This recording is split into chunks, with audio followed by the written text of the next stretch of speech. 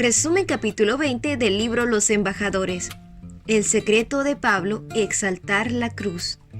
Después de pasar algún tiempo en Antioquía, Pablo le propuso a su colaborador Bernabé: volvamos a visitar a los creyentes en todas las ciudades en donde hemos anunciado la palabra del Señor y veamos cómo están. Tanto Pablo como Bernabé mostraban un tierno cuidado por quienes habían aceptado el Evangelio bajo su ministerio y anhelaban verlos una vez más. Bernabé estaba listo para ir, pero quería llevar a Marcos con ellos. Pablo se opuso. No le pareció prudente llevarlo a él, quien los había abandonado en su primer viaje misionero para volver a la seguridad y comodidad de su hogar. Insistió en que alguien con tan poca resistencia no era apto para un trabajo que requería abnegación, valentía, fe y disposición a sacrificarse a sí mismo.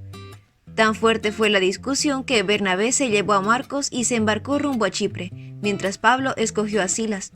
Pablo y Silas llegaron a Derbe y Listra. En Listra, Pablo había sido apedreado, pero aún así estaba ansioso por ver cómo los que habían aceptado el Evangelio estaban soportando las pruebas. No se decepcionó, porque los creyentes listrenses habían permanecido firmes frente a la violenta oposición. Allí Pablo se encontró nuevamente con Timoteo, quien estaba convencido de que era su deber entregarse por completo a la obra del ministerio y anhelaba compartir las labores del apóstol. Silas, el compañero de Pablo, era un trabajador probado, dotado del espíritu de profecía, pero la obra era tan grande que se necesitaban más trabajadores.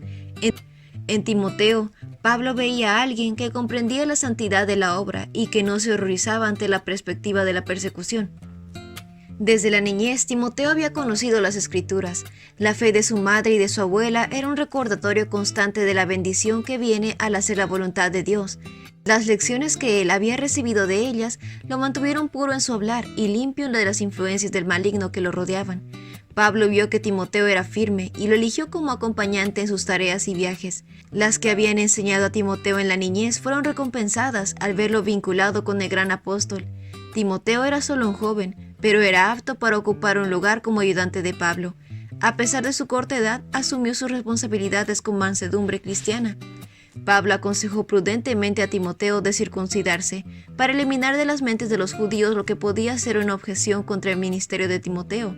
Si se llegaba a saber que uno de sus colaboradores era incircunciso, su obra podría llegar a ser obstaculizada por el perjuicio y el fanatismo. Pablo amaba a Timoteo, su verdadero hijo en la fe. Mientras viajaban, él enseñó cuidadosamente cómo trabajar con éxito para ahondar la impresión ya grabada en su mente respecto a la naturaleza sagrada de la obra del ministerio del Evangelio. Antes de entrar en un nuevo territorio, Pablo y sus acompañantes visitaron las iglesias en Pisidia y en las regiones de los alrededores.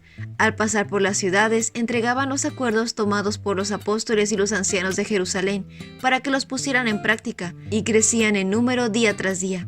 El apóstol Pablo sentía una profunda responsabilidad por aquellos que se convertían por sus labores.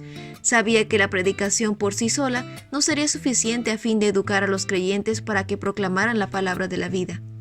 Después de visitar las iglesias en Pisidia, Pablo y Silas junto con Timoteo entraron en Frigia y Galacia, donde proclamaron las buenas nuevas. Los gálatas eran idólatras, pero se regocijaron en el mensaje que prometía libertad de la esclavitud del pecado. Pablo vivió entre los gálatas de forma tal de que más tarde pudo decir: les ruego que vivan como yo. Le permitió sobreponerse a las enfermedades corporales y presentar a Jesús como la única esperanza para el pecador. Los que lo oían sabían que había estado con Jesús. Fue capaz de derribar las fortalezas de Satanás. Los corazones eran quebrantados por su presentación del amor de Dios revelado en el sacrificio de su Hijo unigénito. A lo largo de su ministerio en los gentiles, el apóstol mantuvo ante ellos la cruz del Calvario. Si los que hoy enseñan la palabra de Dios elevarían más la cruz de Cristo, el ministerio sería muchísimo más exitoso. La muerte de Cristo prueba el amor de Dios por el hombre. Desde la cruz brilla la luz del amor del Salvador. Y cuando el pecador mira al que murió para salvarlo, puede regocijarse porque sus pecados son perdonados. Al arrodillarse por fe al pie de la cruz, alcanza el lugar más elevado que el hombre pueda alcanzar. ¿Acaso nos sorprende que Pablo haya exclamado: en cuanto a mí, jamás se me ocurra jactarme de otra cosa sino de la cruz de nuestro Señor Jesucristo? Es también nuestro privilegio gloriarnos en la cruz. Entonces, con la luz que fluye del Calvario brillando en nuestros rostros, podemos avanzar para revelar esta luz a los que están en tinieblas. Y este fue el resumen del capítulo 20 del libro Los Embajadores. No olvides compartir este resumen con tus compañeros de clase o con otras personas que tú creas que necesitan escuchar este mensaje. Nos vemos la próxima.